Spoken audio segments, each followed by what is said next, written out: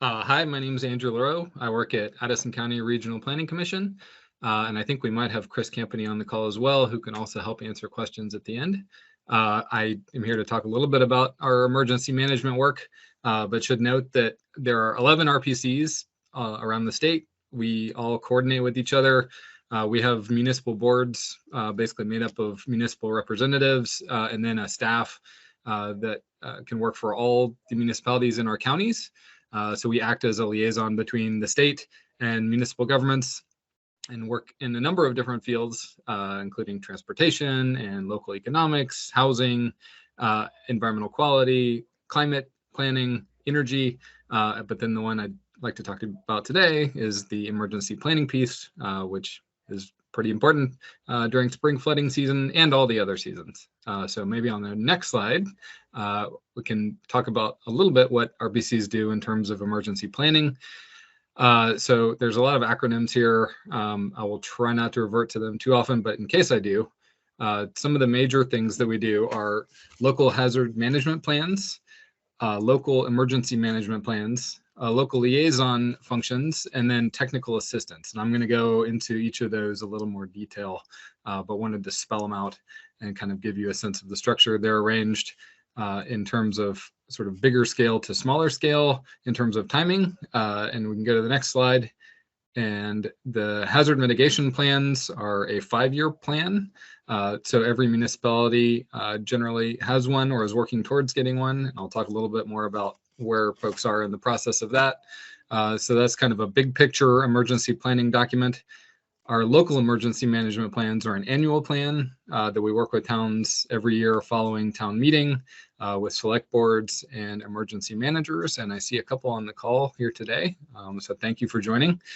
The local liaison activation is something we do in conjunction with the state after a large incidents or anticipated incidents. So when there's a weather forecast or when something unexpected happens, it's a process that we have in place to follow up with municipalities and other officials to find out what's going on and help direct state assistance.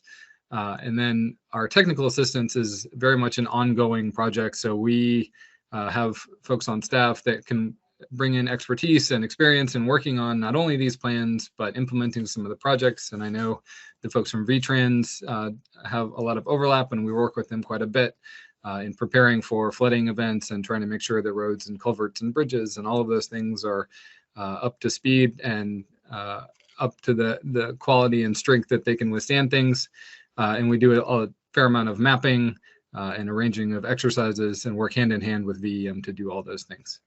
So if we can go to the next slide. So going into depth a little more on hazard mitigation plans. So these are a broader scale 5-year plan. There's a map on the right of where towns and municipalities stand in terms of doing this. And you can see that many towns across the state either have one or are currently working on one. There are a few in yellow that have expired that we are currently working with. And there's a slightly different funding model in which the municipalities receive the funding directly and are putting these projects out to bid, and RPCs sometimes work with those towns, and in other cases they're working with private contractors. But either way, we are often involved in answering questions. There's a lot of guidance from FEMA, some of which is going into effect this year, but basically we work with municipal representatives to identify what the hazards that their town is most vulnerable to, and then go into depth about what they have done and what they're going to do in the next several years to deal with those. So you can see that ice jams is highlighted on the table. We draw pretty heavily from the state hazard mitigation plan, but then it's tailored for each local municipality and what they've experienced recently and what they are looking towards and what they can do with their resources in the future. And I think we can go on to the next slide, Emily. So in a smaller time scale, we work on local emergency management plans. As I mentioned, these are done after town meeting day and before May 1st. We often begin with a template. The first page is on the left side of your screen. Those are updated so that we have contact information for folks in the town every year. It's very helpful when we need to get in touch with someone. they have a number of different sections that are expandable, and some towns have very large documents that go into much more detail. Others are a little more slimmed down, but they name basically who can activate the town's emergency resources, what kind of resources they have, whether they have emergency operations centers, where those are, contact information for them, where public information is posted for warning the population, and if they have any shelters. And that helps us to go to talk with the towns and municipal officials every year and kind of check on those locations, talk with those folks to see if there's things that they need. We try to keep that information updated throughout the year, not just the one time. And then that becomes incredibly important when we're trying to get in touch with them. So I think moving on to the next slide. One place that this information is really helpful is in the local liaison activation process. So this is basically a way that we can coordinate information from all of our municipalities to the State Emergency Operations Center and the State Watch Officer. Following a weather event, we will call those local contacts in all of the different towns. We do coordinate with our VTrans district managers so that we're not double counting things or trying to contact some of the road foremen and things at the same time they are.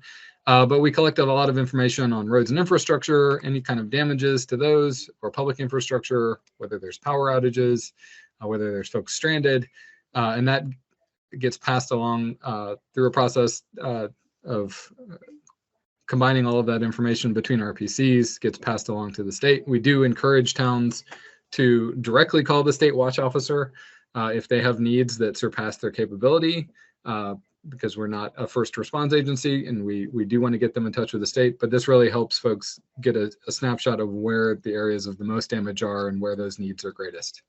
And so that usually happens within a day of large weather events, predicted ones, and sometimes a little bit longer if things are off schedule. So that's the local liaison process. And then finally, the thing that we spend a lot of our time on, thank you, Emily, is technical assistance. And this came up earlier. There's quite a few grants that we help towns apply for. I'm highlighting a couple here. As Ben Rose will probably go into, there's a lot of great funding available, and appreciate the folks from VTrans that already went into some of theirs. And the FEMA funding and state funding through ARPA has been amazing, and we are trying to take advantage of it.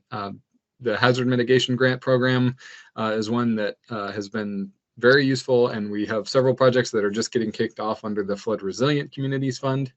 So those are thinking with municipal officials and emergency managers, and frankly anyone that we can, about ways to get ahead of the next storm or the next hazard. We also offer a lot of trainings and help coordinate those with VEM, a number of EMD courses. We're often recruiting and training up new emergency managers in different municipalities, and how to use VT Alert and how to activate an EOC. And then we help host and coordinate some of the exercises that VEM runs. We often coordinate with our local first responders. I know in Addison County, we work a lot with the Addison County Fire Association through their annual fire school, and get things like training for the new Amtrak trains that are coming through. We work with the Department of Health and Red Cross about how to set up shelters. And there's a great variety of things. We are always looking for new opportunities to work with folks and set those up, and appreciate all the work that VEM does in terms of facilitating that. And so some of that does come into play this time of year as we have spring flooding events. And I think that might be my last slide. Yeah, it is. And feel free to contact me or to reach out to VAPTA and some of the other RPCs if you have questions. And thanks for your time. And if there's any questions, I'll try to answer them, and Chris can help me out. Excellent. Thank you, Andrew. There is a question. So Nathan, go ahead.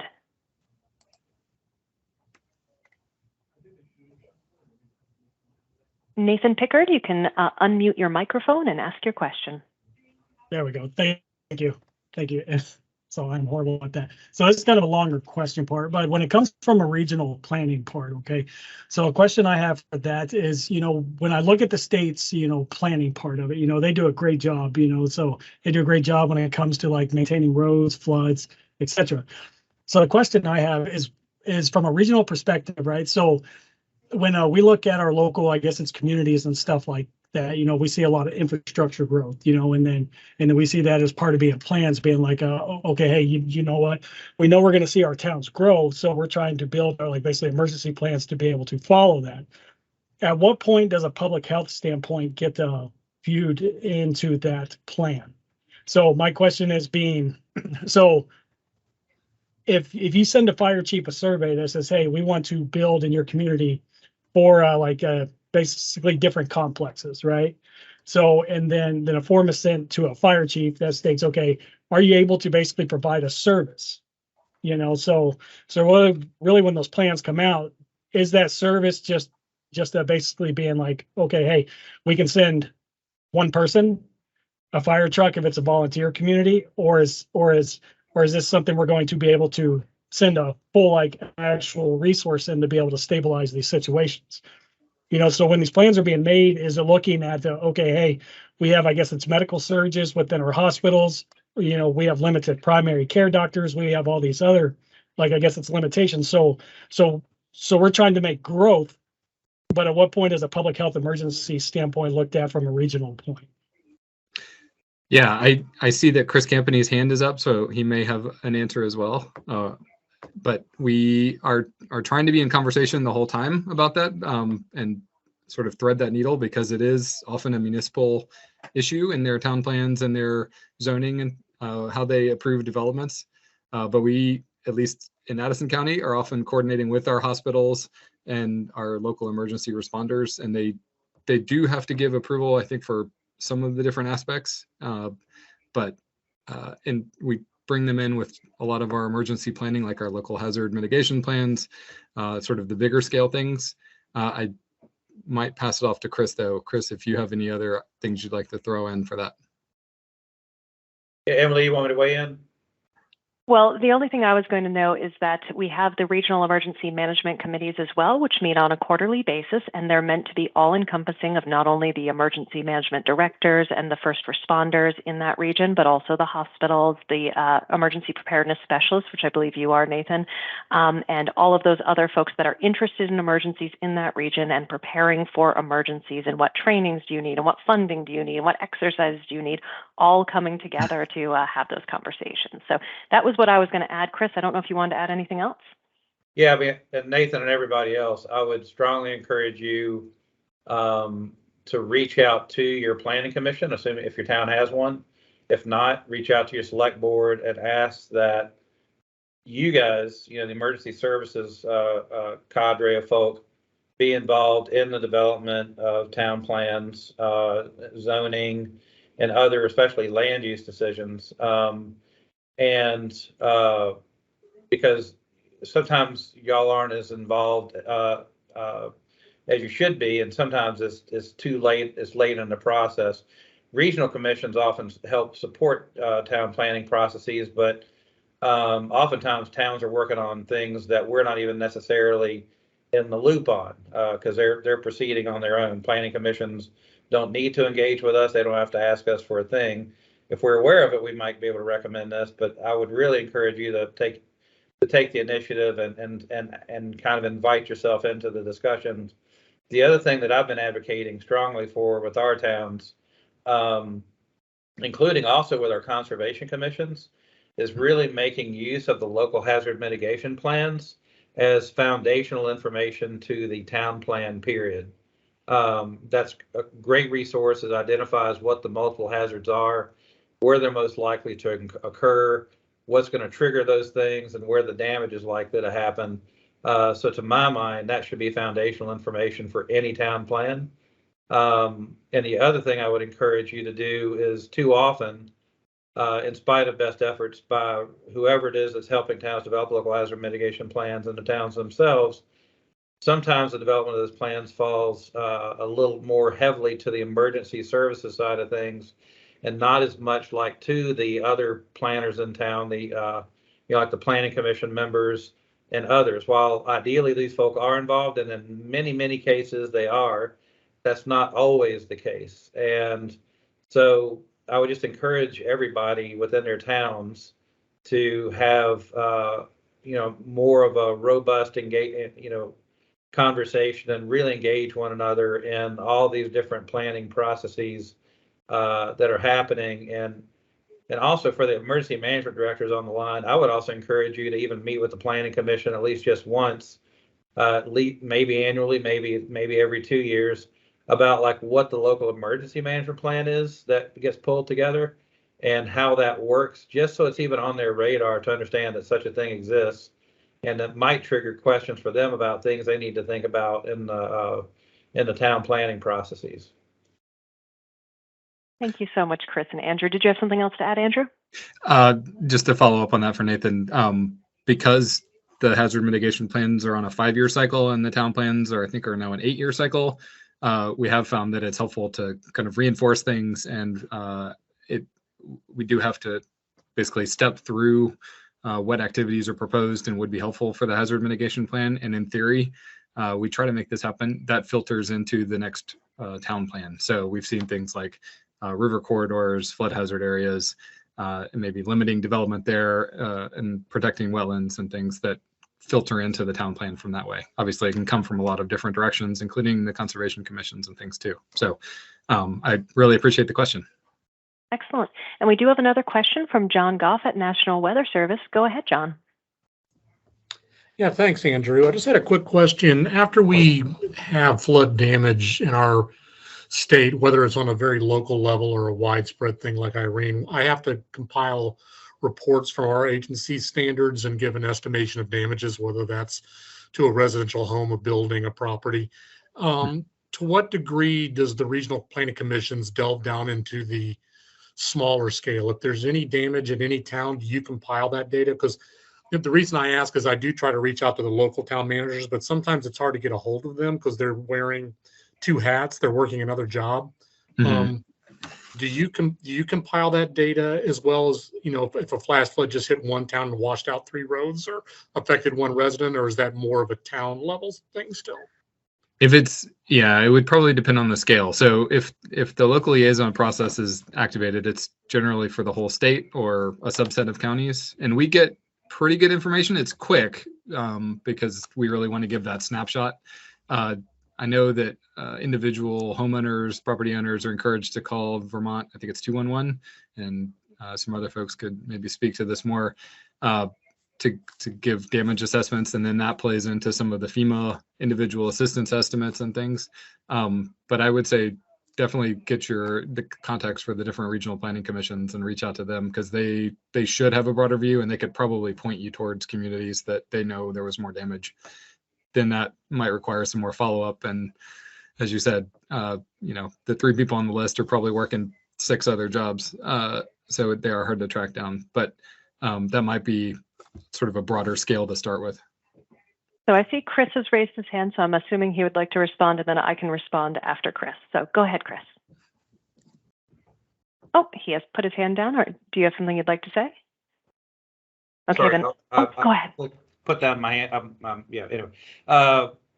So one of the things that might be interesting to try to better coordinate is the NOAA calls for training of your weather spotters with the RPC emergency planners. Now we work under an agreement with the states. We need to make sure. I need to make sure all this jives with what VM would allow, and then also within the time that we've got. But it might be possible for us to help push out your calls for training through our emergency planning networks at the local level to try to get more people involved in that process. So just wanted to throw that idea out there. But yeah, by all means, don't hesitate to reach out to to the RPCs. If you go to a website, vapda.org, VAPDA, I'll put it in the chat.org. You'll see all the regional planning commissions and all the towns within those regional commissions. Because sometimes if it's not even a declared event, we have a pretty good handle on where the disaster happened, or what damage was done. So we can at least, a couple of degrees of separation get you in touch with the people who would know that. So I'll put that link in the chat. Yes, and I will just respond to both what Chris and Andrew said. So yes, the forwarding out of that weather spotter program is certainly within the EMPG subgrant scope of work. So that is certainly something the RPCs could help promote as a technical assistance item and a training and education. And for the local liaison program, yes, John, that is actually activated by Vermont Emergency Management. So if we're seeing enough damage out there where we think this could potentially be a public assistance event, that's when we activate our local liaisons to confirm if that's in fact true. And we may only activate them for certain portions of the state and dive into certain things that are related to that particular disaster. That information gets funneled up to Vermont Emergency Management, to our planning section when we're not activated, and to our situational awareness section when the State Emergency Operations Center is activated, to parse through that information and pull out the relevant information. So that Vermont Emergency Management can see that statewide when we do in fact activate the local liaison. Speaking specifically to that individual assistance for the private homeowners, the reason I gave you that look, Andrew, is we don't always activate 211 for that. So that is only when we think that there is significant enough damage when we could either be requesting an individual assistance disaster or there may be other resources available. When that happens, we would direct homeowners to contact Vermont 211 and would publicize that out. But that's not something that we do every single time.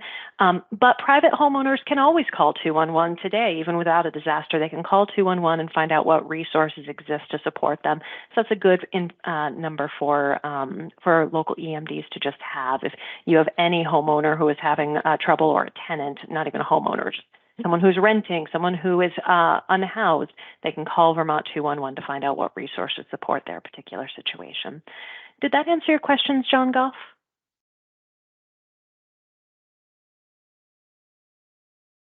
Hearing nothing, I'm going to hope that that's the case. And Chris, I see your hand is up. Is this a new hand? Down. Wonderful. I just wanted Okay. to jump in real quick and say thank you. I was muted, sorry. In the RPCs, I wanted to try to be more proactive in reaching out to you, not the least of which you maintain a more current database, state level as well, of the town managers. And there's so many, they change. Sometimes our databases get old on who the contact is. And I've unfortunately called people that have moved away or worse before. So thank you very much for all three of your answers to that.